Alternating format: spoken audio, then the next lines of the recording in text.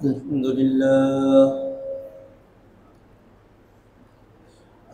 لله نحمده ونستعينه ونستغفره ونؤمن به ونتوكل عليه ونعوذ بالله من شرور أنفسنا ومن سيئات أعمالنا من يهده الله فلا مضل له ومن يضلله فلا هادي له وأشهد أن لا إله إلا الله وحده لا شريك له لا ضد له ولا ند له ولا مثل له ولا مثيل له وأشهد أن سيدنا وسندنا ومولانا وأولانا محمدا عبده ورسوله صلى الله تعالى عليه وعلى آله وأصحابه وبارك وسلم تسليما كثيرا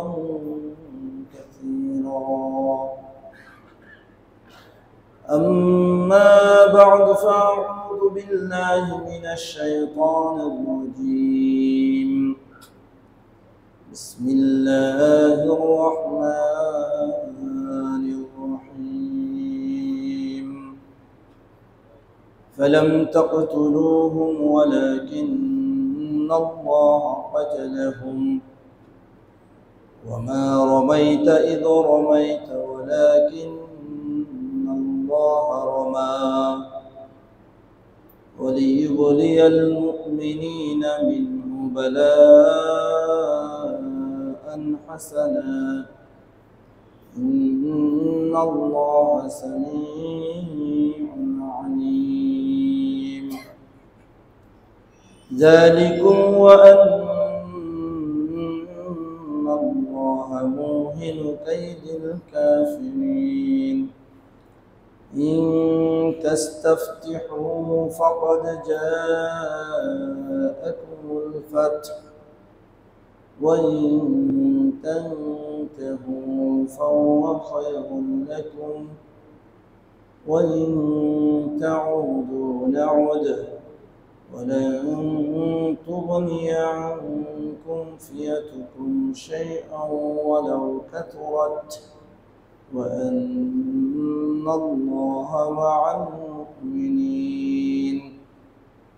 آمنت بالله صدق الله العلي العظيم وصدق رسوله النبي الكريم ونحن على ذلك لمن الشاهدين والشاكرين والحمد لله رب العالمين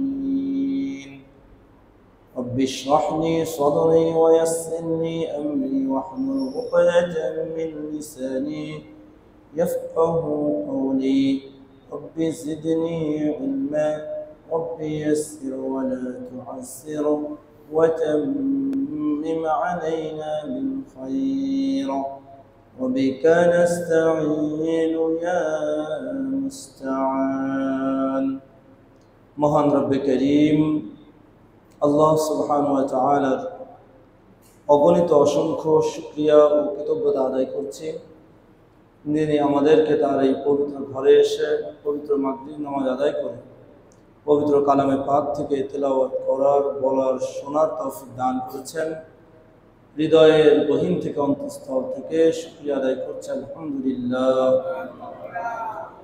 আজ সূরা আনফালের 17 থেকে 19 নম্বর আয়াত তেলাওয়াত করেছি সরল অনুবাদ আল্লাহ তাআলা ইরশাদ করেন অতঃপর তোমরা তাদেরকে হত্যা করনি বরং আল্লাহ তাআলাই তাদেরকে হত্যা করেছে।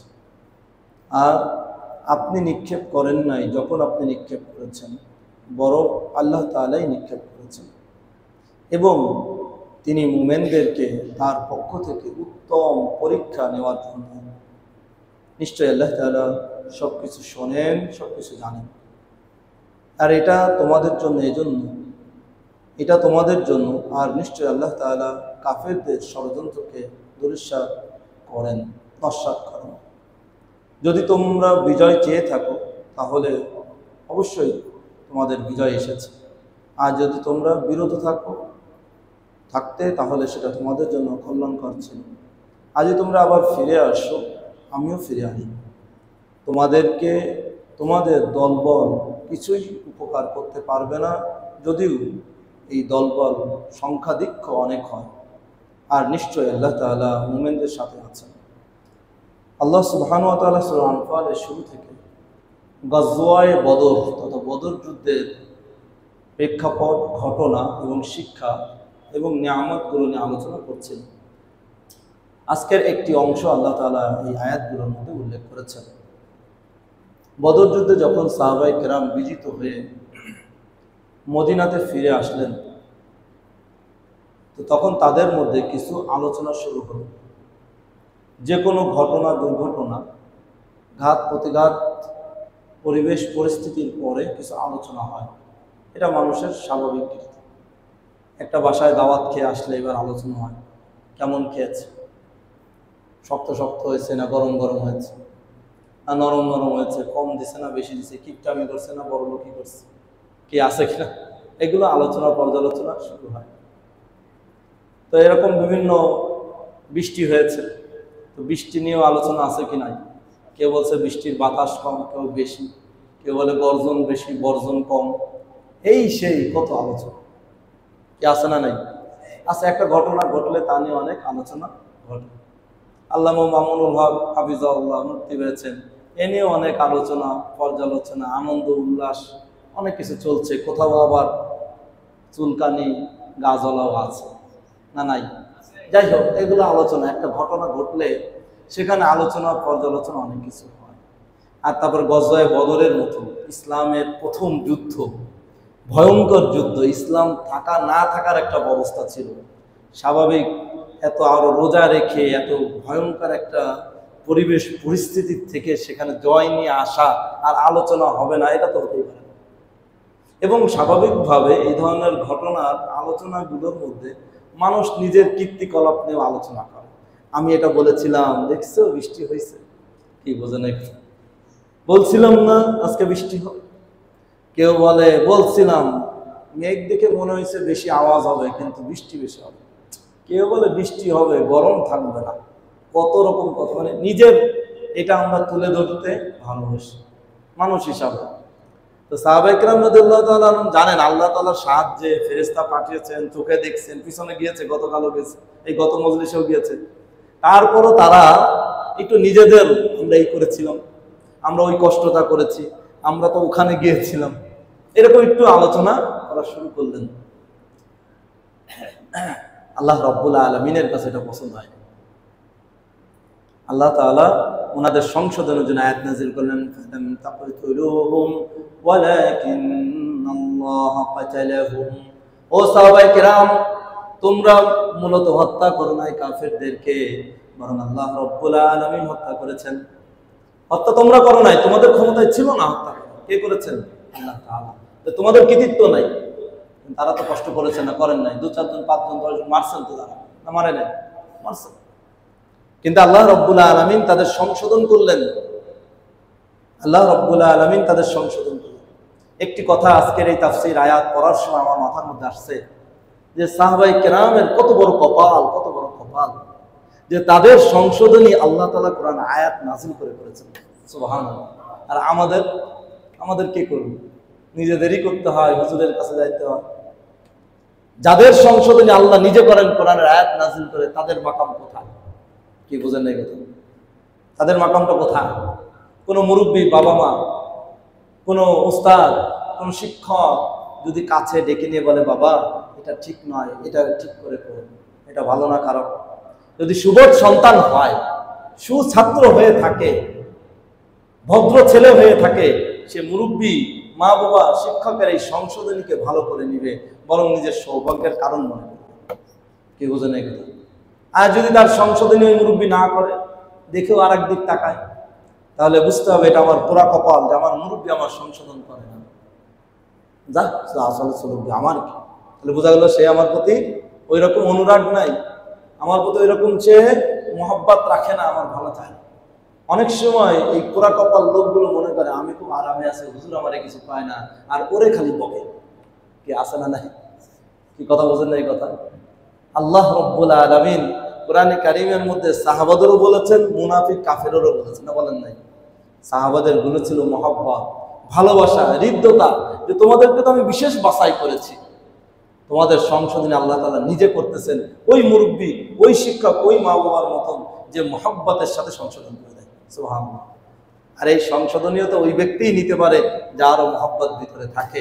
সাহাবায়ে কেরাম এই সমস্ত আয়াত নাযিল হলে সংশোধন হয়েছেন না উদ্যত্ত দেখাইছেন?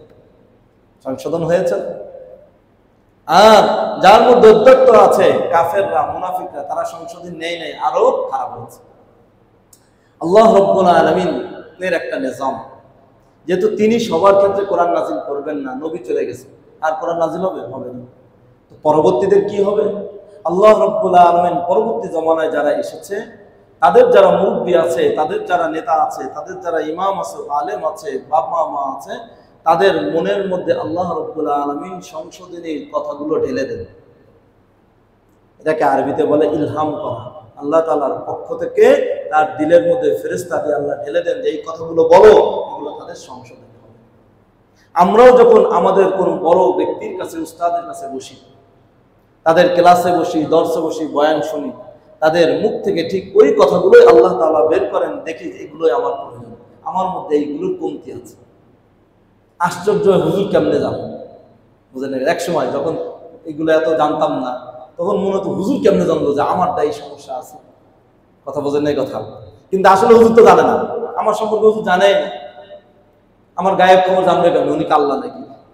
বুঝেন না এই কথা? কিন্তু আল্লাহ রাব্বুল আলামিন ওনার অন্তরে এটা ঢেলে দিয়েছেন।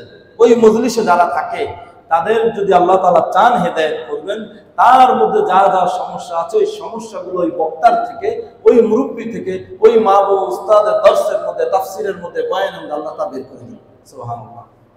যাদের সংশোধনীয় যোগ্যতা থাকে, তারা এটাকে আল্লাহর পক্ষ থেকে আর নিয়ামত মনে করে শুকর আদায় করে, খুশি হয় যে আল্লাহ তাআলা ওনার মুখ থেকে আমার সংশোধনের ব্যবস্থা করলেন। আর যার মনের মধ্যে রোগ থাকে, অসুস্থতা থাকে, সে এটা নিয়ে বিদ্বেষ করে, এই তো হুজুর আমার এই জানলো, বুঝলেন না কিছু, হুজুর আমার একটু। আমরাও দেখছি ছাত্র নাই, কিছু পুরা কপাল ছাত্ররা বলতো হুজুর দেখে গেলে আমার এই জানলো, আর কাউরে কইল না। কেমনে জানলো তোমার এটা সমস্যা? আর হুজুরের কাম নাই, তোমার একারে নিয়ে বয়ান করবে আর ক্লাস করাবে, আর কারো নাই ক্লাস হুজুরের। কি বুঝলেন কিছু? আল্লাহ রাব্বুল আলামিন যাক সাহাবায়ে কেরামের সংশোধনী আমাদের জন্য বড় শিক্ষা। সংশোধনী একটা মূলনীতির উপরে। কি সংশোধনী? এটা খুব ভালো করে বোঝার বিষয়। এটা অনেকে না বুঝে বিচ্যুত হয়ে যায়। বিষয়টা একটু জটিল। আজকে প্রশ্ন উত্তরে একজন ঠিক এই প্রশ্নটা করছে যে আমরা দুনিয়ায় চলতে গেলে বিভিন্ন আসবাব, উপকরণ, ইনস্ট্রুমেন্ট নিয়ে চলি। যেমন কথা বলছি, মাইক নিচ্ছি, গরমের কারণে ফ্যান ব্যবহার করছি, অন্ধকারের কারণে লাইট ব্যবহার করছি, গরমের কারণে এসি ব্যবহার করছি। মাধ্যম আছে না নাই?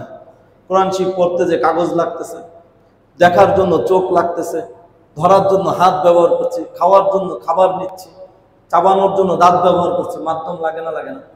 এগুলো বলা হয় আসবাব, উপকরণ, ইনস্ট্রুমেন্ট। আমরা দুনিয়াতে যা আছি সবার ইনস্ট্রুমেন্ট লাগে, ব্যবহার করার মাধ্যম লাগে। দুনিয়াকে বলা হয় দারুল আসবাব।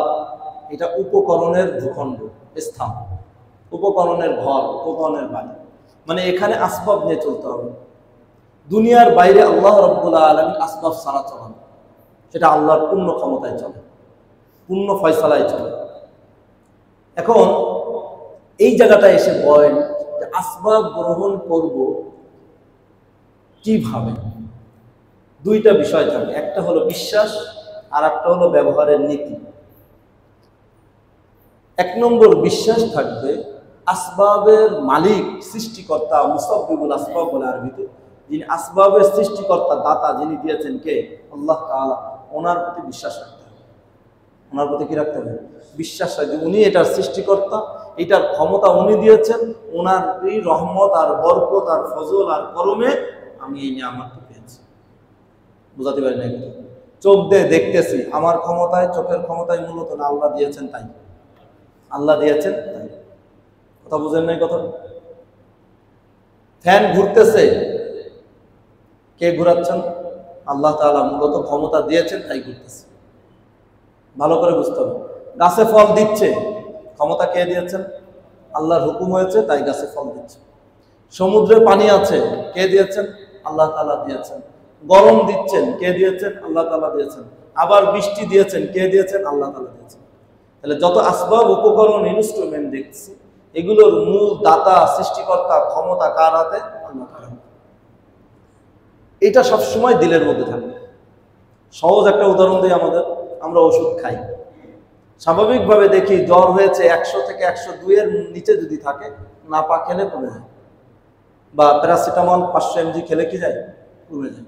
কি কমে কিনা আমরা বাহ্যিকভাবে দেখি। তো নাপা পেটের মধ্যে যে আমার যে শরীরের মধ্যে ইমিউনিটি বা জ্বরের যে ভাইরাসটা ছিল সেটাকে মারার কারণে আমার জ্বরের তাপদাহটা শরীর থেকে কমে যায়। এই তো, এটা মূলত নাপা করেন আল্লাহ তাআলা, আল্লাহর হুকুমে হয়। আল্লাহ তাআলা করেন, আল্লাহর হুকুমে হয়। এখানে আমাদের আর বস্তুবাদীর পার্থক্য, ঈমান আর বস্তুবাদিতার, সেকুলারের পার্থক্য। বস্তুবাদী আর সেকুলাররা বলে নাপাই করে, আল্লাহ করে না। নাউযুবিল্লাহ। তাদের ভাষা প্রাকৃতিক ভাবে হয়। কি বোঝেন না এই কথা? এটা ঈমান পরিপন্থী, এটা বললে শিরক হবে, ঈমান থাকবে। বুঝেন না এই কথা?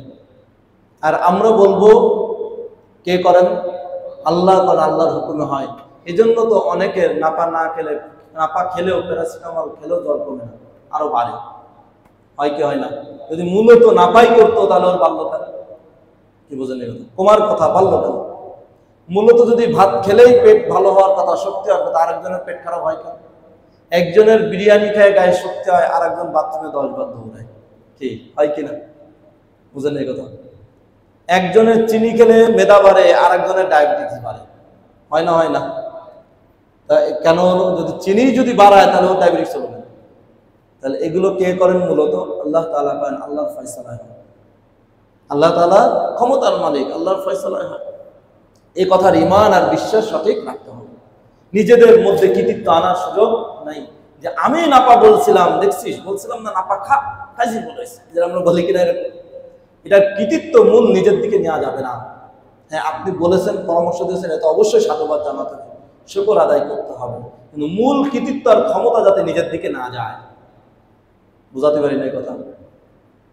আচ্ছা, তো সমস্ত জিনিসের ক্ষেত্রে, কার্যের ক্ষেত্রে এই জন্য সব কার দিকে ফিরাতে হয়? আল্লাহ তাআলা। এই জন্য কোরআনে কারিমে আল্লাহ তাআলা প্রথম শিক্ষা দিয়েছেন আলহামদুলিল্লাহ। মানে সমস্ত যা কিছু দুনিয়ায় হচ্ছে কাজ, সমস্ত নিয়ামত সব কার কারণে? আল্লাহর কারণে। প্রথম কথা হলো আলহামদুলিল্লাহ।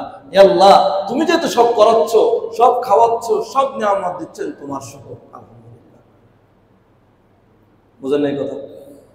তাহলে সমস্ত কিছু আল্লাহর দিকে ফেরত। অতএব বদরের যুদ্ধে আসা, যুদ্ধ ঘটা, যুদ্ধের পরিবেশ হওয়া, বৃষ্টি হওয়া, কিছু ঘুম আসা, পিছনে যে নিয়ামতগুলোর কথা আল্লাহ বলেছেন, সব জয়ী হওয়া, ফেরেশতা পাঠানো কে করেছেন? আল্লাহ করেছেন। আমাদের কৃতিত্ব। এটা প্রথমে কার দিকে ফেরানো? আল্লাহ তাআলা। এটা দ্বারা মানুষের মধ্যে প্রথমত নিজে একটা ভালো কাজ করলে তার উজুব সৃষ্টি হয়। উজুব বলে মানে নিজের একটা কৃতিত্বর ভাব সৃষ্টি হয়। এরপরে সেটার থেকে অহংকার সৃষ্টি হয়। সাহাবায়ে কেরাম অহংকার করেন নাই। সাহাবায়ে কেরাম বদরের যুদ্ধে জিতা তারা অহংকার প্রকাশ করেন নাই, নিজেদের ওই কৃতিত্ব প্রকাশ করেন নাই, কিন্তু খুশি প্রকাশ করেছে যে আমরা আলহামদুলিল্লাহ এই কষ্ট করছি, এরকম গেছি। কি কথা বোঝেন এই কথা? কিন্তু আল্লাহ রাব্বুল আলামিন তো সাহাবাদেরকে আরো ভালো বানাবেন, যেহেতু নির্বাচিত অংশ।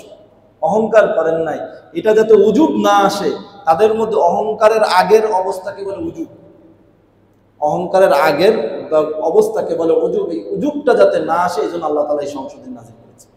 কারণ উজুবের পরে অহংকার আসে। উজুব আর অহংকারের পার্থক্য কি? এটা আরবি শব্দ উজ। উজ মানে আত্মপ্রশংসা, আত্মতুষ্টি, নিজের কাজকে নিজে খুশি হওয়া। আর অহংকার হলো আমি করেছি আর কেউ পারবে না এই কাজ করতে, এটা হলো অহংকার। পার্থক্যটা বুঝতে পারছেন? একটা হলো আমি করেছি, এটা হলো উজ। আর একটা হলো আমি করেছি আর কেউ নাই। আমি শুধু নামাজ পড়াতে পারি আর কেউ পারে না, আমি শুধু কোরআন করতে পারি আর কেউ পারে না, আমি শুধু লিখতে পারি আর কেউ পারে না, আমার মেধাই শুধু এটা আছে আর কারো মেধাই নাই, আমি শুধু এটা বুঝি আর কেউ বুঝে না। এ ধরনের চিন্তাটা হলো অহংকার। এ ধরনের চিন্তা কি? অহংকার। বুঝলেন কথা? আমি করেছি, আমি পারি, আমি বুঝি, এটা হলো উজ। এটা হলো কি? উজ। কথা বুঝতে পারছেন? এই উজটাও পছন্দনীয় নাই শরীয়তে। এটার থেকে মানুষ ওইটাই চলে যায়। আমি করেছি, আমি পেরেছি, আমি বুঝেছি, এখান থেকে এসে যায় আমি করেছি আর কেউ করে না। আস্তে আস্তে ওই ধাপে যায়। আমি শুধু আলেম আর কেউ আলেম না, আমি শুধু ডাক্তার আর কেউ দুনিয়ায় ডাক্তার নেই, আমি শুধু ইঞ্জিনিয়ার আর কেউ ইঞ্জিনিয়ার নাই, আমি শুধু এই কাজটা পারি আর কেউ পারে না, এরকম চলে যায় আস্তে আস্তে। এই জন্য উজ আসার থেকেও নিষেধ করে। ওইটার প্রথম সিঁড়ি অহংকার আসা। আর অহংকার হলো মারাত্মক। যেই অন্তরের মধ্যে অহংকার আসে ওই অন্তর আল্লাহ তাআলার জায়গা হয় না, আল্লাহ থাকেন না। শুধু তাই না, আল্লাহ নবী সাল্লাল্লাহু আলাইহি ওয়াসাল্লাম বলেন, যেই অন্তরের মধ্যে সরিষা দানা পরিমাণ, যেই অন্তরের মধ্যে সরিষা দানা পরিমাণ অহংকার থাকবে আর এই নিয়ে তওবা না করে মারা যাবে, সে জান্নাতে প্রবেশ করবে না। নাউযুবিল্লাহ। তাহলে অহংকার মারাত্মক রোগ, কি রোগ না? মারাত্মকতম রোগ। আশরাফ আলী থানভী রহমতুল্লাহ লিখেছেন, এক লোক ওনার এক বুজুর্গের কাছে আসে, বিভিন্ন আমল নেয়। হুজুর এই আমল দেন, একটু নামাজ কালমা কি করবো, ইবাদত করবো, তো বিভিন্ন আমল নেয়। কিন্তু সেই বুজুর্গের কাছে যে আমল নিয়ে আমল করতেছে, কাজ হয় না, ভালো হয় না, গুনাহ ছাড়তে পারে না। নামাজ পড়ে, তেলাওয়াত করে, জিকির করে, বিভিন্ন যা আমল দিচ্ছে, 500 বার দিচ্ছে, 1000 বার করতেছে, গুনাহ ছাড়তে পারে না। বুঝেন না কথা? আমল করতেছে, নামাজে আসতেছে, মসজিদে আসতেছে, গুনাহ ছাড়তে পারে না। আশরাফ আলী থানভী রহমতুল্লাহ বলেন, ওই বুজুর্গ ওই লোককে জিজ্ঞাসা করলো, আচ্ছা তুমি এই আমলগুলো করো কোন নিয়াতে? আমলগুলো করো কোন নিয়াতে? বলে আমি আমলগুলো করে এই নিয়াতে মানুষের হেদায়েত করবো, আমি এই সমস্ত আমল করে বুজুর্গ হবো, মানুষের বয়ান দিব, মানুষ ভালো হয়ে যাবে। কথা বোঝেন নাই কথা? জিনিসটা বোঝেন নাই কথা? শয়তান কতভাবে কত মানুষের ধোঁকা দেয়। মানে আমার নিজের ভালো হওয়ার জন্য করতেছি না, করতেছি কি নিয়াতে? আমি এই আমলগুলো করব, আমি তাহাজ্জুদ করব, আমি জিকির আজকার করব, আমি হজ ওমরা করব, আমার অনেক শক্তি হবে, পাওয়ার হবে দিনের, মানুষের ফু দিব, ফুতে আগুন ধরে যাবে বা আগুন পানি হয়ে যাবে। কথা কথা কিরকম একটা ভাব আছে না? বা বয়ান দিব, মানুষ কান্দে কাইটে আওলায় দিব। কথা বলছেন এই কথা? বুজুর্গ বলে এইবার আসল রোগ ধরতে পারছি, এতক্ষণ তো খালি আমল ভিটামিন দিচ্ছি, রোগই তো ধরতে পারি না তোমার। এই জন্য তো কাজ হয় না, ভিটামিন বড় আরো বেশি হয়ে যাচ্ছে। ভিটামিন খেয়ে যাচ্ছে, অনেক সময় আমল খেয়ে যায়, বেশি হয়ে যায়, ভিটামিন বেশি হয়ে যায়। ভিটামিন অতিরিক্ত খাইলেও কিন্তু পেট খারাপ হয় না, হয় না? কি বুঝলেন? ভালো খাবার অতিরিক্ত খাইলেও পেট খারাপ হয়। এখন তোমার ভিটামিন বেশি হয়ে গেছে, তোমার এখন কাজ হলো এই অহংকার। এটা তোমার অহংকার, এটা বন্ধ করতে হবে। মানুষ দেখানোর জন্য করতেছে, মানুষ তোমার বুজুর্গ বলবে, মানুষ তোমার বড় আমলওয়ালা বলবে, মানুষটা তুমি হেদায়েত করবা, এই নিয়াতে আমল, এই নিয়াতে করা যায় না। আমাদের জন্য এখানে এই ঘটনার থেকে শিক্ষা। কথা বোঝেন না এই কথা? আমরা যারা একটু দিনের কাজ করি, যারা এরকম আমাদের মতন হুজুর নামাজ পড়ায় বয়ান করি, যারা আমরা একটু তবলিগের কাজ করি, বা একটু মা বাবা আত্মীয় স্বজন ভাই বোনকে একটু বলি দিনের কথা, বিভিন্ন দিনের কাজ করি, আমাদের জন্য শিক্ষা হলো যেন আরেকজনের নিয়াত করার দরকার নেই। আগে নিয়াত করতে হবে কার? নিজের, যে আমি শিখবো, আমি মানবো, আমি আমল করব, আমি জাহান্নাম থেকে বাঁচবো, আমি জান্নাতের অধিকারী হব, এতে অত ওইটা লাভও হয়ে যাবে। বুঝেন নাই? আপনি যদি একটা রাস্তা ঠিক করেন যে অন্তত আপনি এই রাস্তা দিয়ে আরামে যাবেন, শান্তিতে যাবেন, অত মানুষ শান্তি পাবে না? পাবে না? যারা চলাচল করবে, বুঝাতে পারেন এই কথা? অত মানুষ পাবে। কিন্তু আপনি যদি নিয়াত করেন আর অন্য মানুষের রাস্তা চলা ভালো হোক, আমি চলতে পারি আর না পারি, তাহলে তো এটা ঠিক হলো। যাক, ওটা তো রাস্তার মধ্যেই নিয়াত করা যায়, কিন্তু ইবাদতের মধ্যেই নিয়াত করা যাবে না। ইবাদত করতে হবে একান্ত কিসের জন্য? নিজের ভালোর জন্য, নিজের গুনাহ থেকে বাঁচার জন্য, নিজের ভালো হবে, তাহলে ওই ইবাদতে কি হবে? লাভ হবে। আল্লাহ আমাদেরকে সহি বুঝে সেই আমল করার তৌফিক দান করুন। আমিন। সাহাবায়ে কেরাম রাদিয়াল্লাহু তাআলা এই জন্য ইসলাম এটা আল্লাহ তাআলা কোরআনের আয়াত নাযিল করে এই সংশোধনী দিলেন যে আল্লাহ রাব্বুল আলামিন বদরের সকল কিছু তিনি নিজে দিয়েছেন, তিনিই তাদেরকে মেরেছেন, তোমাদেরকে জয় দিয়েছেন। যদি তিনি না করতেন তোমাদের কিছুই করার ছিল না। ওমা রমাইতা ইদ রমাইতা ওয়ালাকিন্নাল্লাহ রমা। সাহাবাদের পরে এবার নবী আলাইহিস সালামের বিষয়। আল্লাহর নবী সাল্লাল্লাহু আলাইহি ওয়াসাল্লামের যখন এই অবস্থা পরিস্থিতি, সাহাবায়ে কেরাম কেউ কেউ পিছনে একবার দিয়েছে, ইয়া রাসূলুল্লাহ ওদের সাথে আমরা কি ব্যাপার, 1000 মানুষ, এত অস্ত্র শস্ত্র, এত টাকা পয়সা, এত বিশাল বাহিনী, আমরা কি ব্যাপার? আল্লাহ রাব্বুল আলামিন ওনাদেরকে আশ্বস্ত করার জন্য নবী আলাইহিস সালাতু ওয়াস সালামকে বললেন, তুমি এক মুঠ বালি নাও, পাথর নাও, নিয়ে আল্লাহর নামে ছুঁড়ে মারো ওদের দিকে। নবী আলাইহিস সালাতু ওয়াস সালাম বদরের ময়দান থেকে বালি পাথর নিয়ে ছুঁড়ে মারলেন। আল্লাহ রাব্বুল আলামিন সেই বালি পাথরের কিছু কিছু অংশ প্রত্যেকটা কাফেরদের চোখে পৌঁছায় দিলেন। সুবহানাল্লাহ। এরপরে এরা অন্যরকম হয়ে গেল, কি দেখতেছিলাম কি দেখি, ওদের দৃষ্টি ও সব কিছু পরিবর্তন হয়ে গেল, এক ধরনের ভয় ভয় এসে গেল। আমরা যখন রাস্তাতে যাই, কখনো ধুলোবালি ঝড়ের মধ্যে পড়ছেন কিনা? ধুলোবালি ঝড় পড়লে একটু অন্যরকম মন চোখে পড়ে কিনা? এই বেশি না, বেরিবাদে একটু হাঁটলেই বা রাস্তায় চলে যাই, যে বালি চোখে আসে মন মাইন্ড একটু কেমন কেমন হয়ে যায়, ভালো ভালো লাগে না, বালি টালি আসে। তো আরো তো যুদ্ধের ময়দান, আরো ওরা মনে করছে এত আসতেছে কিনা, কি রে কি শুরু হলো এটা, এর মধ্যে ওদের মধ্যে একটা দুর্বলতা এসে গেছে। এভাবে এই যুদ্ধের ময়দানে জয় হওয়াটাও সহজ হয়েছে। আল্লাহ তাআলা নবী আলাইহিস সালামকে বলতেছেন, যদিও নবী এটা বলেন না যে আমি করেছি, তারপর আল্লাহ তাআলা এই আয়াত নাযিল করে দিচ্ছেন সাহাবাদেরকে, নবীরে পর্যন্ত আমি বলে দিচ্ছি, ও নবী আপনি মারেন নাই, আমি মেরেছি। নবী তো পাথর মারছেন, বালি মারেন, হাত দিয়ে মারছেন না, এটা আল্লাহ বলছেন তুমি মারো নাই, কে মারছে? আল্লাহ মারছে। মানে তোমার ক্ষমতায় হয় নাই, তোমার এক মুঠ বালি 1000 লোকের কি মাথায় যাবে, কি চোখে যাবে? কি বোঝেন এই কথা? এক মুঠ বালিকে যে 1000-এর চোখে গেল, এটা কে পৌঁছাইছেন? আল্লাহ তাআলা পৌঁছাইছেন। আমা রমাইতা ইদ রমাইতা ওয়ালাকিন্নাল্লাহ রমা। আপনি মারেন নাই, বরং আল্লাহ রাব্বুল আলামিনই এই বালিকে কি করেছেন? মেরেছেন। এটার দ্বারা আল্লাহ তাআলা সাক্ষ্য দিলেন, মূলত বান্দার কাজ হলো আল্লাহর হুকুমকে আমলে আনা, আল্লাহর হুকুমকে মানা, আর ওই কাজকে সম্পাদন করার দায়িত্ব কার? মূল করবেন কে? আল্লাহ। আমার কাজ হলো পা বাড়ানো, এই পা বাড়ানোর শক্তিটা দেওয়া, পা বাড়ানোর পরের পথকে সুগম করা, এটা করে দিবেন কে? আল্লাহ।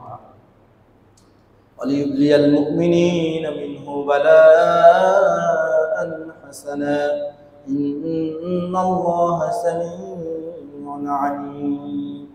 আর আল্লাহ তাআলা বলেন যে এই যুদ্ধ, এই যে বিভিন্ন পরিস্থিতি, বিভিন্ন পরিবেশ, বৃষ্টি হওয়া না হওয়া, পানি থাকা না থাকা, উঁচু জমি নিচু জমি, যেগুলো পিছনে আলোচনা আল্লাহ করলেন, বা এই বদরের বিশেষ করে যুদ্ধ, এগুলো আল্লাহ তাআলা মুমিনদেরকে উত্তম পরীক্ষা নেওয়ার জন্য তিনি করেছেন, যে তোমরা কতটুকু এই যুদ্ধে টিকতে পারো, কতটুকু তোমাদের সাবেত কদম, তোমরা দৃঢ়পথ থেকে আল্লাহর হুকুমকে মেনে ভয় না করে, তোমরা বিবি বাচ্চা টাকা পয়সা ইত্যাদি চিন্তা না করে তোমরা নিশ্চিত জান চলে যাবে। 1000 লোকের সাথে মাত্র 313 জন, তাও 8খানা তরবারি নিয়ে নিশ্চিত পরাজয়কে বুঝে তোমরা কিভাবে দৃঢ়পদ থেকে আল্লাহর ওয়াদা, আল্লাহর মহব্বত, ভালোবাসাকে সামনে রেখে তোমরা মজবুত থাকো, এই পরীক্ষায় নিয়েছে। সুবহানাল্লাহ। আর এই পরীক্ষায় তোমরা জয়ী হয়েছে। বালা, আল্লাহ তাআলা এখানে পরীক্ষাকে বালা শব্দ বলেছেন। বালা মানে আমরা জানি বালা মুসিবত, এটা আরবি শব্দ। আমরা যে বলি বালা মুসিবত, মুসিবত আরবি শব্দ, বালাও কি আরবি শব্দ। আল্লাহ তাআলা হাসানা বলে এটা বুঝাই দিয়েছেন, এটা মূলত মুসিবত নয়, পরীক্ষা। মুমিনকে যদি আল্লাহ তাআলা কোনো বাহ্যিকভাবে সমস্যা দেন, এটা হয় হলো পরীক্ষা। আর মুমিন ছাড়া যদি মুনাফিক কাফের এদেরকে দেন, তাহলে এটা হয় মুসিবত, বাস্তবে মুসিবত, বিপদ। এটা আমরা অনেকে বুঝি না। এর একটা পার্থক্য সুন্দর বোঝার জন্য আশরাফুল থানভী রাহিমাহুল্লাহ বলেছেন। তিনি বলেন যে কোনো সমস্যা, কোনো অঘটন, দুর্ঘটনা দেখে যদি বা সম্মুখীন হয়ে আপনার ইবাদত বেড়ে যায়, আল্লাহর প্রতি দোয়া রোনাজারি বেড়ে যায়, তাহলে বুঝতে হবে এটা আমার জন্য পরীক্ষা, আমার তারও ভালো হলো। পরীক্ষা দিয়ে মানুষ ভালো হয় না, রেজাল্ট ভালো পায়, ক্লাস উপরে ওঠে। আমি যে বিপদ আমার সামনে আসছে, সামনে যে সমস্যা আসতেছে, এগুলোতে আমি আরো কান্নাকাটি করতেছি, আরো আল্লাহর কাছে দোয়া করছি, তাহলে এটা আমার জন্য কি পরীক্ষা। যেমন এই গরমে যদি আমার নফল নামাজ কান্নাকাটি আল্লাহর কাছে বেড়ে যায়, তাহলে বুঝতে হবে এই গরম আমার জন্য আযাব নয়, এই গরম আমার পরীক্ষা। বুঝেন না এই কথা? আর যদি বাদ দেই দোষ, এই গরমে নামাজ পড়া যায়, বাদ, আজকে নামাজই করলাম না। বুঝেন এই কথা? এই গরমে দোয়াই করলাম না, এত গরমে দোয়া করা যায়, তাহলে এটা হলো আমার জন্য আযাব, আল্লাহর থেকে দূরে সরাই দিচ্ছে। এটা আমার জন্য আযাব, এটা আমার জন্য বিপদ। তাহলে যে কাজ আমার সামনে আসবে, একই রকম কাজ, একজনের পা ভাঙছে অ্যাক্সিডেন্টে, আর একজনের পা ভাঙছে, কিন্তু একজন পা ভাঙ্গার কারণে আল্লাহর দিকে বেশি ইবাদত গুজার হয়ে গেছে, আর একজন পা ভাঙ্গার কারণে নামাজ কালমায় ছেড়ে দিচ্ছে, পা ভাঙছে নামাজই করবে না। কথার কথা আছে না? এরকম নাই? একজনের বাপ মারা যায়, সে দাঁড়িয়ে দাঁড়িয়ে রাইখা ইবাদত বন্দেগী বুজুর্গ হয়ে যায়, আর একজনের মরে কাজ করছে, এবার গিটার কিনি, বাপ ছিল এতদিন পারি না, চল যাই আড্ডা দেয়, কি করে কিনা। ওর জন্য বাপ মরাটা পরীক্ষা, এর জন্য বাপ মরাটা আযাব।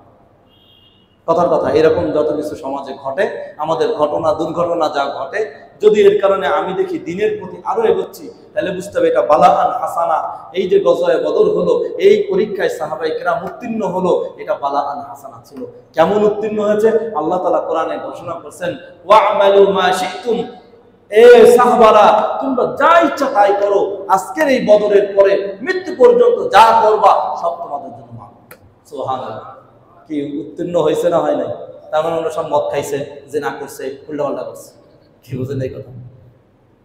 আল্লাহ তো জানেন এরা করবেও না, এরপরে ছোটখাটো যদি কিছু হয়ও সব আল্লাহ ঘোষণা হচ্ছে নিয়ে আমার মাসি তুমি যা ইচ্ছা তাই। তাহলে এটা কি বিপদ ছিল, যুদ্ধ, না এটা ওনাদের পরীক্ষা ছিল? পরীক্ষা ছিল। এটা ফার্স্ট পরীক্ষা, ফার্স্ট টার্ম পরীক্ষা, প্রথম পরীক্ষা। এই পরীক্ষায় উত্তীর্ণ, এমন উত্তীর্ণ প্রথম পরীক্ষা, ফাইনাল পরীক্ষার ফয়সালা হয়ে গেছে। বুঝেন এই কথা? শুধু তাই না, বদরি সাহাবীদের 313 জন সাহাবীর নাম নিয়ে দোয়া করলে দোয়া কবুল হয়। সুবহানাল্লাহ। পারলে করবেন, আমরা করি। আমরা যখন বুখারী মুসলিমের সমস্ত কিতাব পড়াই আর 313 জন সাহাবীর নাম আসে, নাম শেষ করে আমরা দোয়া করি, দোয়া করি। কত বড় মর্যাদা আমাদের রয়েছে যে নামের উপরেই আমরা খেয়ে যাচ্ছি। কেমন তারা আল্লাহর কাছে কবুল হয়েছে। এটার নাম বালাআন হাসানা। এটা কি মুসিবত না এটা পরীক্ষা? পরীক্ষা উত্তীর্ণ হয়েছেন, ফার্স্ট ক্লাস পেয়েছেন তারা। সুবহানাল্লাহ। ইন্নাল্লাহা সামিউন আলীম। আমরা যা কিছু বলি করি সবকিছু আল্লাহ শোনেন, সবকিছু ভালো করে জানেন। হৃদয়ের মধ্যে কি আছে, বাহ্যিক কি করতেছি, সব আল্লাহ তাআলা জানেন। যালিকুম ওয়া আন্নাল্লাহা মুহিনু কাইদিল কাফিরিন। এটা তো তোমাদের জন্য, এই যে যা বলা হলো ঘটনা, নিয়ামত, সব তোমাদের জন্য। কিন্তু আল্লাহ তাআলা অপরদিকে কাফেরদের সকল ষড়যন্ত্রকে নষ্ট করে। ওরা যে বিশাল ষড়যন্ত্র নিয়ে আসছিল, ভাবসাব নিয়ে আসছিল, উদ্যত্ত নিয়ে আসছিল, আবু জেহেল উতবা সাহেবাদের যে ভাব ছিল, আইরে বাপরে বাপ, অনেক কিছু করে ফেলবে, কিন্তু সব মাটির মধ্যে ধূলিসাৎ হয়ে গেল। কি নিয়ে আসলো, কি হয়ে গেল, কল্পনা। ওরাও কল্পনা করে নাই, মুসলমানরাও কল্পনা করে নাই এত কিছু হয়ে যাবে, এইভাবে পরিবর্তন হয়ে যাবে। এদিকে মজার ঘটনা প্রায় আমার কাছে খুব ভালো লাগছে। আবু জেহেল উতবা সাহেবারা যখন রওনা দিবে, সব রেডি, এরা শেষ বেলার মতন বিদায়ের আগে কাবা শরীফ গেছে। এটা তো কাবার পাশে এদের বাড়ি, মারওয়া পাহাড়ের পেছনেই এই কুরাইশদের জায়গা ছিল। এখানে এখনো বাবু কুরাইশ লেখা আছে। যদি আল্লাহ যাওয়ার তৌফিক দেয়, সাই শেষ করে মারওয়ার দিকে তাকায় দেখবেন লেখা আছে বাবে কুরাইশ, কুরাইশদের দরজা। মানে এই দরজাতে কুরাইশরা প্রবেশ করতে, এখানেই তাদের ঘর বাড়ি ছিল। তো এখানে এই কুরাইশরা এসে কাবা শরীফে কাবার গিলাফ ধরে, দেওয়াল ধরে কান্নাকাটি করলো আর দোয়া করলো, আল্লাহ আমাদের এই দুইটা দলের মধ্যে যে যুদ্ধ হতে যাচ্ছে, এর মধ্যে যারা সবচেয়ে ভদ্র, ভালো, মার্জিত, মর্যাদাবান, তাদেরকে বিজয় দান করো, আর যারা খারাপ, নিকৃষ্ট, তাদেরকে পরাজয় দান করো। বুঝলেন এই কথা? কি সুন্দর দোয়া আল্লাহদের মধ্যে বের করা দিল। বুঝেন না এই কথা? আল্লাহ তাআলা আয়াতেন তাস্তাফতিহু ফাকাদ জাআকুমুল ফাত ওয়া ইন তানতাহু ফাহুয়া খায়রুল লাকুম ওয়া ইন তাউদু নাউদ ওয়া লান তুগনিয়া আনকুম ফিয়াতুকুম শাইআন ওয়ালাউ কাথুরাত ওয়া আন্নাল্লাহা মাআল মুমিনিন। তোমরা তো বিজয় চেয়েছিলে, আল্লাহর কাছে দোয়া করেছিলে, কি বিজয় চাইছে না? যদি বিজয় চাও তো বিজয় তো এসেছে। তোমরা দোয়া করছো যে ভালো তাদের বিজয় দাও, তো ভালোদেরই তো আমি বিজয় দিয়েছি, তো বিজয় তো পাইছি, দোয়া তো কবুল হয়েছে। কি কথা বোঝেন না এই কথা? তো ভালো কারা? কাফেররা ভালো হবে না মুমিন ভালো? মুমিন। আরো সাহাবায়ে কেরাম, আরো নবী যেখানে আছেন, সর্বসেরা নবী সরওয়ারে কায়নাত মুহাম্মদ রাসূলুল্লাহ সাল্লাল্লাহু আলাইহি ওয়াসাল্লাম ভালো হবে না আবু জেহেল ভালো হবে? তোমরা যা দোয়া করছো তো চাইছো সেটা দিয়েছি, বিজয় দিয়েছি। তোমরা চাইছো ভালোদের বিজয়, তোমাদের বিজয় তো সামনে, যে আমরা খারাপ হলে আল্লাহ বিজয় দাও, এরকম। দেখেন এখানে আরেকটা জিনিস হলো, সেই যুগের কাফেররা কাফের হইলেও আল্লাহর কাছে কিন্তু দোয়া করত। এটা বিশ্বাস ছিল এই কাবার মালিকের ক্ষমতা। কি বোঝেন না এই কথা? তাহলে এতটুকু ইমান যথেষ্ট? বোঝাতে পারি না, ভালো করে কিন্তু বোঝার আছে। ওরা কিন্তু এতটুকু বুঝতো যে বিজয় কার হাতে? কাবার মালিকের হাতে। কথাটা বুঝেন? আমাদের থেকে ইমান কম, তাইলে আমরাও তো এটা বিশ্বাস করি যে আল্লাহ খায়, আল্লাহ পায়। কি বুঝেন না এই কথা? আল্লাহ কোরআন বলেন, ওয়ালা ইন সাআলতাহুম মান খালাকাস সামাওয়াতি ওয়াল আরদা লা ইয়াকুলুন্না আল্লাহ। আপনি যদি মক্কার কুরাইশদেরকে জিজ্ঞাসা করেন এই আসমান জমিন কে সৃষ্টি করেছে, তারা বলবে অবশ্যই আল্লাহ সৃষ্টি করেছে। তারা বলতো আল্লাহ সৃষ্টি করেছে। তারা আল্লাহকে কিন্তু সৃষ্টিকর্তা হিসেবে মানত। অনেক হিন্দু আছে তারা কি আল্লাহর সৃষ্টিকর্তা হিসাবে মানে? কথা বোঝে নাই? কিন্তু বহু বহু ঈশ্বরবাদী, তারা শিরিক করত। তারা কি করতো? এখন অনেক মুসল্লি আছে নামাজ পড়ে, অনেক মুসলমানও আছে নামাজ পড়ে, কিন্তু শিরিক করে। কি নাই? এদিকে জুমার নামাজ পড়ছে, ওদিকে ইস্তেসকার নামাজ, ওদিকে ব্যাঙের বিয়ে দেয়। কি কথা বলে? আছে না নাই? এদিকে নামাজ পড়ে আল্লাহর কাছে চায়, ওদিকে আবার ইঁদুর বাইরে দাঁত নিতে বলে। কি কথা বলছেন এই কথা? এদিকে নামাজ পড়ে করে, ওদিকে আবার মাজারে যে মাজার আল্লাহর কাছে বলে বাবা একটা ছেলে দাও। আছে না নাই? কি বোঝেন এই কথা? ওদিকে ইবাদত করে, নামাজ পড়ে, আল্লাহর কাছে চায়, কিন্তু ওদিকে যে তান্ত্রিকের কাছে যে বলে তাবিজ দেন, জাদু করে। কি বোঝেন এই কথা? আছে না নাই? শরিয়া সম্মত তাবিজ তো বৈধ, কিন্তু তান্ত্রিক মান্ত্রিক যে সমস্ত ভুয়াবাজি আছে যে নিজেই নামাজ পড়ে না, কোরআন হাদিস দিয়ে তাবিজ দেয় না, এদের কাছে যাওয়াটা কি শিরক। কথা বোঝে না? অনেকে জ্যোতিষীর কাছে যায়, যায় না? যায় কিনা? গণকের কাছে যায়। রাস্তায় কিছু চিঠির মধ্যে কাগজ থাকে, চিঠি নিয়ে টিয়া পাখি নিয়ে বসে, 10 টাকা নেয়, টিয়া পাখি চিঠিটা উঠায়, এটা যা আছে কপালে দেয়। তোর আজকে প্রেম শুভ, আজকে ব্যবসা ভালো না, কি লেখা ওঠে না? আমি একদিন এক বুড়োর 1 নম্বরে পেজ গেছি, কাকা 10 টাকা দিব, আপনারটা উঠান তো, কয়দিন রাস্তায় বসবেন, দে আমাদের মোটা মোটা টাকা, আমি আস্তে আটা দিচ্ছি। একদিন হলো তো চিন্তা করবো যে কি ফাজলামি কাজ করতে চাই, মানুষটা দোকান দিয়ে পয়সা খাওয়াচ্ছে। কি কথা বলছেন না এই কথা? আছে না নাই? এগুলো ওর কয়দিন রাস্তায় বসে থাকতে হবে, ওর শুভ তার অশুভ, তোমার কপালে কি আজকে? কথা বলছেন? যদিও ওটা বাতিল, এটা দুষ্টামি, আল্লাহ মাফ করো। এই ধরনের সমাজে চলছে। অথচ দেখা যায় কাকা সুন্দর সাদা দাড়ি, টুপি, পাঞ্জাবি পরা, কিন্তু বুঝেন এই কথা? যে নিয়ে বসছে এই একটা মুরব্বী, সুন্দর দাড়ি, টুপি, পাঞ্জাবি পরা। কি কথা বোঝেন নাই? কেমন লাগে বলেন তো? এই লোকটারে দেখলে পাক্কা নামাজি বুজুর্গ মনে হচ্ছে না? সে এই টিয়াবাকে নিয়ে গেছে। আহা, কিভাবে মানুষের ইমান নষ্ট হয়ে? আরে এইটুক শুধু আল্লাহ খাওয়া, আল্লাহ পারে, ইমান দেখা যথেষ্ট হতো। এটা তো আবু জেহেল উৎপাসাই ইবাদত ছিল। কি কথা বোঝেন নাই? শুধু যদি কাবার গিলাফ ধরে ওমরা করে এসে কাইন্দা কাটি করলে যথেষ্ট থাকতো, ওটা তো আবু জেহেল উৎপাসাই বড় বদরের আগে করেছে, সবসময় করছে। কি কথা বোঝেন নাই? মক্কার কুরাইশরা তারা কাবা ঘরে তওয়াফ করতে ল্যাংটা হয়ে, কি সূরা আরাফের পিছনে গিয়েছে, ল্যাংটা হয়ে করতো, উলঙ্গ হয়ে। কেন? আমাদের কাপড় হারাম টাকার হতে পারে, এই কাপড়ে কত গুনাহ করি, আল্লাহ তোমার সামনে না ভাবে গুনাহ নিয়ে আসা যাবে না, তাই উলঙ্গ হয়ে। বুজুর্গ কত তা আল্লাহর তো বিশ্বাস রাখে। কথা বোঝেন নাই? আল্লাহরে কি রাখে? বিশ্বাস রাখে, কিন্তু ল্যাংটায় তওয়াফ করতেছে, তার মানে আল্লাহর হুকুম অনুযায়ী করে না। বোঝেন নাই কথা? নবীর সুন্নাত অনুযায়ী করে নাই, নবীরে তারা মানে না। তাদের ইমানের সমস্যা কি? মূল আল্লাহ যে কোরআন নাজিল করেছে, কোরআনকে মানে নাই, আর নবী পাঠিয়েছেন, নবীকে মানে নাই। 2 সমস্যা। কি বোঝেন? মক্কার কুরাইশদের 5 সমস্যা। কি কি? 1 নম্বর হলো আল্লাহর কোরআনকে মানে নাই। আল্লাহ নাজিল করেছেন আর-রহমান আল্লামাল কুরআন খালাকাল ইনসানা আল্লামাহুল বায়ান। আল্লাহ যখন নাজিল করেছেন রহমান, তিনি কোরআন তোমাদেরকে শিক্ষা দিয়েছেন। তারা বলে ওমর রহমান, এই রহমান মানি না, এই কোরআনওয়ালা রহমান মানি না, এমনি খাওয়াই পালে সেই রহমান মানি। কি বুঝেন নাই? আমাদের দেশে এরকম মুসলমান আছে না নাই? কি বোঝেন এই কথা? সব মানতে রাজি, আল্লাহ খায় আল্লাহ পালে মানতে রাজি, কিন্তু যখন কোরআনের কথা বলা হয় ব্যাকডেট হুজুররা পিছন দিকে নিয়ে যাচ্ছে। এই বিজ্ঞানের যুগে খালি হুজুররা কোরআন হাদিস এই জিকির মিকির নামাজ কালমা পড়ে, মানুষ চাঁদে যাচ্ছে, হুজুররা নিয়ে যায় মক্কা মদিনায়, হুজুররা নিয়ে যায় কোথায় কোন জায়গায় কবরের মধ্যে। কি বলে না বলে না? তার মানে তলে তলে কোরআন মানে না, তলে তলে কি মানে না? এই জন্য হিজাব মানে না, বোরখা মানে না। বিয়েটা কিন্তু মসজিদে এসে হুজুরে দিয়ে খেজুর দিয়ে পড়ায়, কিন্তু ওইখানে যে অনুষ্ঠানটা করে সব মহিলা পুরুষ একসাথে, এই কথা বুঝেন। হুজুর দিয়ে বিয়ে পড়ানো ফরজ ওয়াজিব? কথা বলে। মসজিদে করা ফরজ ওয়াজিব? সুন্নাত। সুন্নাত কি বুঝেন এই কথা? খেজুর দিয়ে করা এটা সুন্নাত, আর পর্দা করা কি নাজায়েজ হারাম, তাই তো লাগে। ঠিক কথা বুঝলে? কি আছে না না এরকম বিয়ে? কথা বুঝেন এই কথা? হ্যাঁ, এরকম বিয়ে আছে না? হুজুর বাচ্চা হলে হুজুরে দিয়ে কানে আজাদ একামত দেয়, একটু পরে স্বর্ণের চামচ দিয়ে পানি খাওয়ায়, কি আছে না ভাই?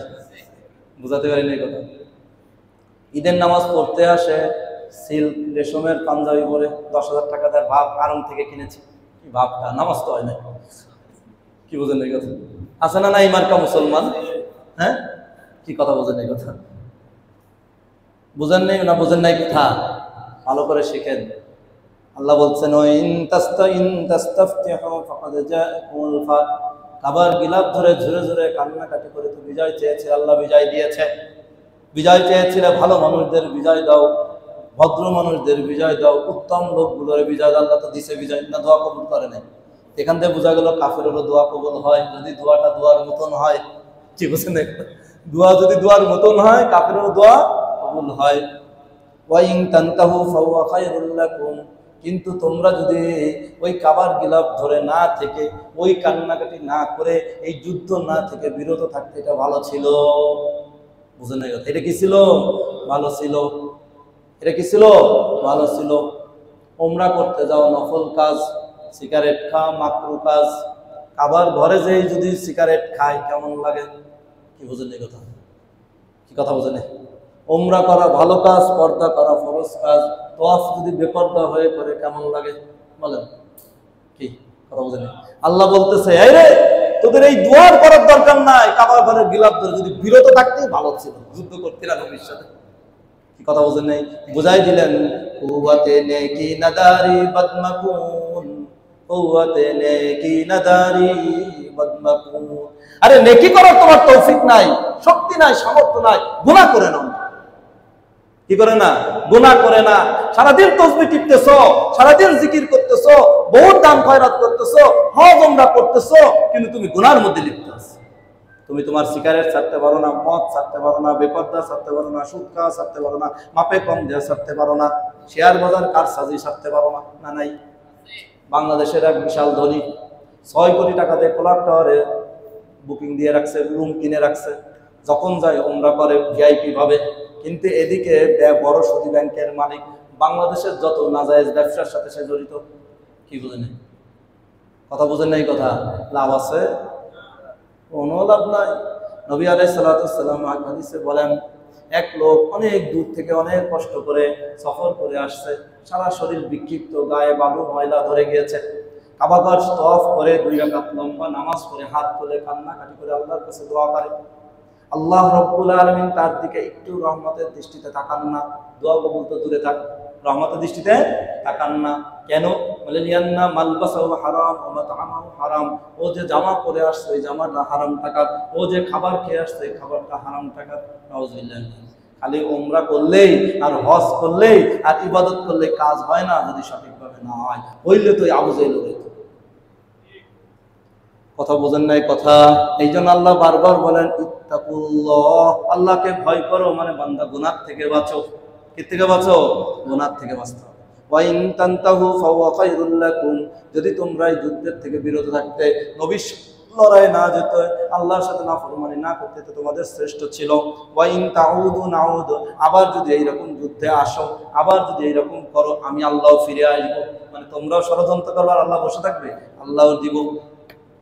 ওয়ালান তুগনি আনকুম ফিয়াতুকুম শাইআন ওয়ালাউ কাতুরাত, ওয়া ইন্নাল্লাহা মাআল মুমিনিন।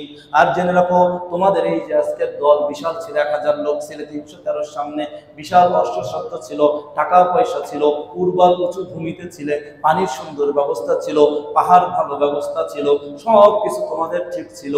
অস্ত্রসজ্জ, টাকা পয়সা, সূর্য বীর্য, ক্ষমতা, তারপরে কি বলে আপনার বিচক্ষণতা, কর্মকৌশল, রণকৌশল সব ভালো ছিল, কিন্তু উপকার করতে পারে নাই। আল্লাহ রাব্বুল আলামিনের কাছে এগুলো কিচ্ছু না। আল্লাহু মাল মুমিনিন, তোমাদের ছিল অস্ত্র ও অস্ত্র, সূর্য বীর্য, আর মুমিনদের সাথে ছিল আল্লাহ।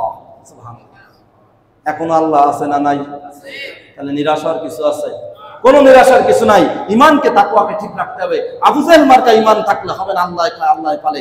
আবু জাহেল মার্কা ইমান রাখলে হবে না কাবার দরজা ধরে আর গিলাফ ধরে কানবার এদিকে আল্লাহ গুনাহ করব, নাফরমানি করব, তাইলে চলবে না। বুঝেন না এই কথা? ইমান থাকতে হবে কোন রকম? গুনাহ মুক্ত ইমান। কি মুক্ত ইমান? নেফাক মুক্ত, গুনাহ মুক্ত ইমান থাকতে হবে। আল্লাহর সাহায্য এই যুগেও নামবে, যেমন তালেবানরা পাইছে, হামাসরা পাচ্ছে। সুবহানাল্লাহ। বুঝেন না এই কথা? এই যুগে নমুনা লাগবে না? এই ডিজিটাল যুগে তো নমুনা লাগবে। আল্লাহ তাআলা দেখাই দিয়েছেন কিভাবে আল্লাহ তাআলা তাদের হীরা জওহরাত টাকা পয়সা দিয়ে আজকে বিশ্ব ব্যাংক সারা অর্থনীতিবিদ শেষ চিন্তায় কোনো মাথায় ধরে না, কোনো গবেষণায় ধরে না, কিভাবে আজকে বিশ্বের সমস্ত মুদ্রাকে পিছে ফেলিয়ে মাত্র 1 বছরের মাথায়, 1.5 বছরের মাথায় আফগান মুদ্রা 1 নম্বর বিশ্বের মুদ্রা হয়ে গেছে। সুবহানাল্লাহ। কি ব্যবসা করলো তারা? কি ইম্পোর্ট এক্সপোর্ট করলো? কি তারা আবিষ্কার করলো? একটাই আবিষ্কার করেছে, সে তাকওয়া, গুনাহমুক্ত জীবন। চুরি নাই, ডাকাতি নাই, চিন্তা নাই, রাজধানী নাই, গুনাহ নাই, বেপরদা নাই। কি বুঝেন এই কথা? তাকওয়ার কারণে, গুনাহ না থাকার কারণে এটা শ্রেষ্ঠ মুদ্রা হয়েছে, দুনিয়ার কোনো ব্যবসা বাণিজ্যের কারণে নয়। কি বুঝেন এই কথা? তাহলে তাকওয়া কার হাত, মানে আসল কার হাতে? আল্লাহ তাআলার হাতে। আল্লাহরে ধরো, আল্লাহ সব দিবে। ধরো খালি বান্দারে আর মাখলুকরে আল্লাহ নিয়ে যায়। কি আমরা আজকে মুদ্রারে উন্নতি করতে চাই না? চাই না। ব্যবসা ভালো করতে চাই কি চাই না? টাকা পয়সা ভালো চাই কি চাই না? কিন্তু চাই কার কাছে? মাখলুকের কাছে, আল্লাহর কাছে না। আল্লাহর কাছে চাইলে আল্লাহ দিব, আল্লাহ দিব, গায়েব থেকে দিব, কল্পনাতীত ভাবে দিব। কিন্তু সেই আল্লাহর কাছে না আছে, মাখলুকের কাছে দেয়। গুনাহ করি, একটু মাপে কম দেই, নাহলে তো ব্যবসা ভালো হবে না। বুঝলেন কথা? একটু ভেজালটা চালাই দিই, ব্যবসা ভালো হবে না। পরে এই তরমুজ কই বিক্রি করবো না, সিরিঞ্জ দিয়ে লাল বানাই, নাহলে সাদা তরমুজ তো বিক্রি হয় না, ব্যবসা ভালো হবে না। কেমনে খাবে? ফ্ল্যাটটা কেমনে স্টান হাউজিং কিনবো? এই বুঝলেন এই কথা? অর্থাৎ তরমুজে একটু কি মারি? সিরিঞ্জ মারি, আমের মধ্যে কার্বাইড মারি, ওই কি বলে আসতেছে না বিভিন্ন ফল, কাঁঠালের মধ্যে শিক মারি, বিভিন্ন রকম ভাবে বোনা না যায় যাবো। বেপরদা না হলে না হলে কেমনে চলবো? ব্যবসা করবো কিভাবে? দাড়ি রাখলে কিভাবে চাকরি করব? এই সেই সমস্ত ধোকার মধ্যে আমরা পড়ে আছি। ইউটিউব না হলে কেমনে চলবে? ফেসবুক ছাড়া কেমনে চলবো? এই সেই বিভিন্ন রকম কথা। কিন্তু গুনাহ থেকে আগে বাঁচতে হবে। গুনাহ থেকে যদি বাঁচতে না পারি, এগুলো কোনো লাভ নাই। আর গুনাহ থেকে যদি বাঁচতে পারি, সব আল্লাহ তাআলা দিবেন গায়েব থেকে। আল্লাহ রাব্বুল আলামিন সাল্লাল্লাহু মাআল মুমিনিন, নিশ্চয়ই আল্লাহ তাআলা মুমিনদের সাথে আছেন। তাহলে আর কি লাগে? এই বুঝেন এই কথা? আমরা বলি না অনেক সময়, আসি সাথে, চিন্তা নেই। প্রধানমন্ত্রী যদি কয় সামনে চলেন, আসি সাথে, আরে বাপরে, এত সারা ফেসবুকে যদি ভাইরাল করে গেলেন, আমারে বলছে প্রধানমন্ত্রী সাথে আছে। আরে প্রধানমন্ত্রীর কর্তৃক ক্ষমতায় দুনিয়ার এইটুকুই তো, তাও তো সব না। আর আল্লাহ তাআলা সারা জগতের মালিক, তিনি বলতেছেন, আরে ইমানদার হও, প্রকৃতপক্ষে আমি আল্লাহ তোমার সাথে আছি। সুবহানাল্লাহ। যে আল্লাহ ইউসুফ আলাইহিস সালামের বাঁচিয়েছে, যুবকদের শুনে রাখো, ইউসুফ আলাইহিস সালাম ঘরের মধ্যে আটকা। ও যুবকরা, আমাদের এরকম কোনো মহিলা ঘরে আটকায় নাই। কি বুঝেন এই কথা? আটকালেও দুনিয়ার দরজা ভাঙ্গা চোরা, এক লাথি মধ্যে খোলা যায়। ইউসুফ আলাইহিস সালামের লোহার দরজা, তাও 8টা দরজা, যার চাবি হলে এত বিশাল বিশাল আগের কালের লোহার দরজা। লাথি তো দূরের কথা, বাঁশ তো দূরের কথা, রড দিয়ে ঠেললেও ভাঙ্গা যায় না। কি বুঝেন এই কথা? এই 8খানা দরজা খুলে আল্লাহ বাঁচাইছেন না? মুসা আলাইহিস সালামকে ফিরাউনের বাহিনী থেকে আল্লাহ বাঁচাইছেন না? মুহাম্মদ সাল্লাল্লাহু আলাইহি সাল্লামকে কাফের বাহিনী থেকে আল্লাহ বাঁচাইছেন না? কি বাঁচাইছেন কিনা? কি শক্তিতে বাঁচাইছেন? অ্যাটম দিয়ে? কি দিয়ে? আল্লাহর কুদরত দিয়ে। শুধু তারা ইমানের পরিচয় দিয়েছে, আল্লাহকে আল্লাহর সাথে সম্পর্ক করছে, আল্লাহ সব তাকে দিয়ে দিয়েছেন। সুবহানাল্লাহ। আল্লাহ রাব্বুল আলামিন আমাকে, আপনাকে, সবাইকে তাকওয়া অবলম্বন করার, গুনাহমুক্ত জীবন গড়ার, আল্লাহকে মহব্বত করার, আল্লাহর সাথে থাকার তৌফিক দান করুক। আল্লাহকেও আমাদের সাথে থাকার নসিব করুক। আমিন। ওয়া আখিরু দাওয়ানা আলহামদুলিল্লাহি রাব্বিল আলামিন।